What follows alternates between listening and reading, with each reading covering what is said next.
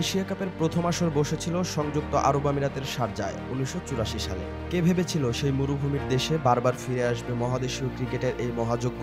এবার পঞ্চমবারের মতো Asia cup আয়োজন করছে আমিরাত।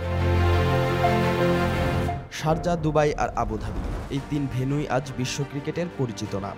অথচ প্রথম আসরের সময় অনেকেই ভেবেছিলেন মরুভূমিতে ক্রিকেট সম্ভব নয়। সেই অসম্ভবকে সম্ভব করেছিলেন আব্দুর রহমান বুখাতির। ইংল্যান্ডে গিয়ে ক্রিকেট প্রেমে পড়া এই ধনকুবের গড়ে তুলেছিলেন শারজা স্টেডিয়াম, আর এশিয়া কাপ দিয়েই তার আন্তর্জাতিক অভিষেক।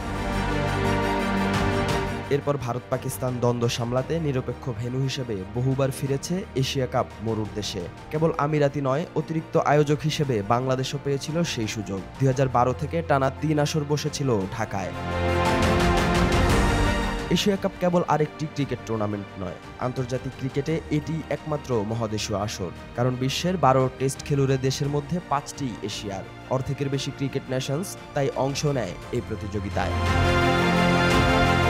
বাংলাদেশ দলটার কাছে এশিয়া কাপের তাৎপর্য অন্যরকম। কারণ এশিয়া কাপ দিয়েই ১৯৮৬ সালে আন্তর্জাতিক ক্রিকেটে অভিষেক ঘটে লাল সবুজের। তারপর থেকে নিয়মিত অংশগ্রহণের পাশাপাশি আয়োজক হিসেবেও গুরুত্বপূর্ণ ভূমিকা রেখেছে বাংলাদেশ।